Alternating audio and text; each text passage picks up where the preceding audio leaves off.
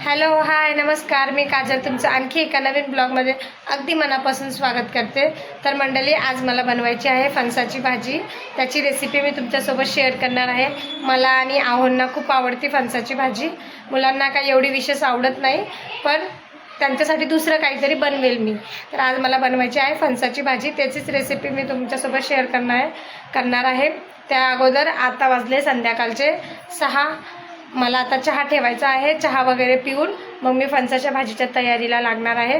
खूप छान टेस्ट लागते तिची आणि मटणासारखी चव लागते. तुम्ही कधी फणसाची भाजी खाल्ली का? मला कमेंट करून नक्की सांगा. चला मग पुढे व्हिडिओ स्टार्ट करते.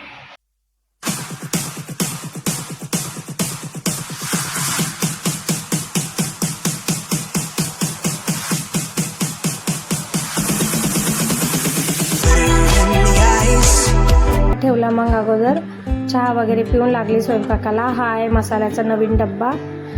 त्यानंतर सर्वात अगोदर फणस चांगला धुवून घेतला. असे छोटे छोटे तुकड्यांमध्ये आपल्याला इथं दुकानदार करून देतो फणसाचे तुकडे.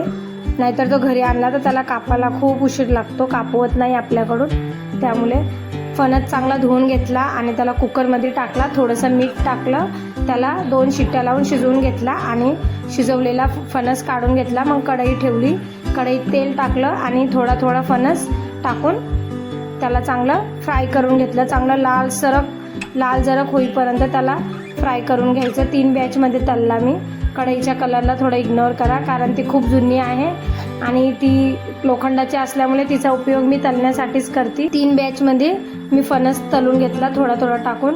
तोवर मी मसाल्याची तयारी केली.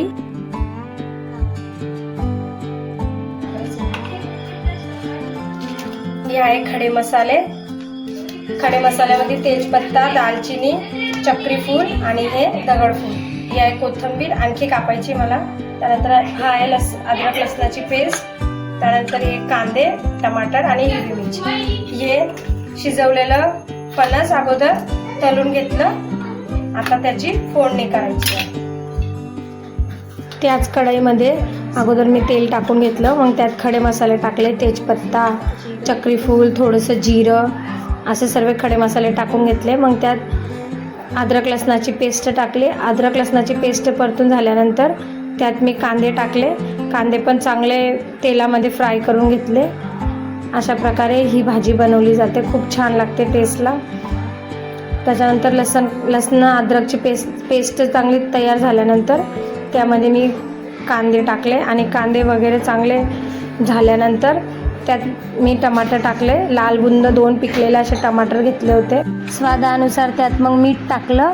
टमाटर आणि मीठ, कांदे चांगलं मिक्स करून घेतलं आणि त्याला झाकण देऊन शिजू दिलं. तोवर मग मी पीठ मळून लगेच इथं मसाले काढून घेतले. सर्व जगभरातले मसाले टाकले. यात हळद, मीठ आणि पनीर मसाला. खरं तर यात मटन मसाला टाकता, पण माझ्याकडे तो नव्हता, मग मी हा मसाला टाकला. सर्व जगभरातले मसाले टाकून घेतले. मीठ तर अगोदरच टाकलेलं होतं. चांगलं मिक्स करून घेतलं आणि तेल सुटेपर्यंत चांगलं याला फ्राय करून घेतलं आणि थोडा वेळ झाकण देऊन शिजू दिलं. 5 minutes later. मिनिट शिजल्यानंतर मग मी झाकण उघडलं.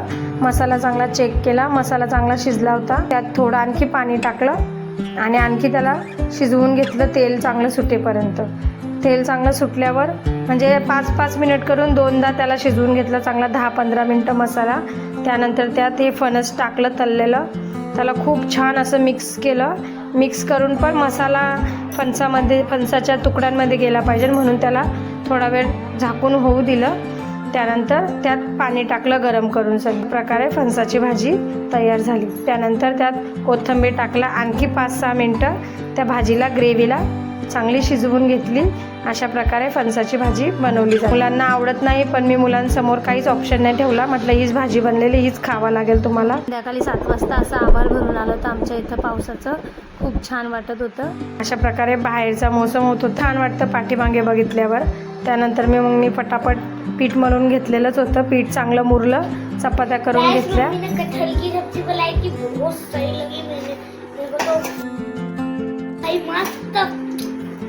और क्या पता दूसरों को नहीं पसंद पड़ा, हमको तो पसंद है। बाय। बघा खूप छान लागते फणसाची अशी भाजी. कशी वाटली तुम्हाला फणसाच्या भाजीची रेसिपी मला कमेंट करून नक्की सांगा. आवडल्यास लाईक शेअर सबस्क्राईब नक्की करा. Bye bye. भेटू नेक्स्ट व्हिडिओमध्ये. जय जिजाऊ जय शिवराय.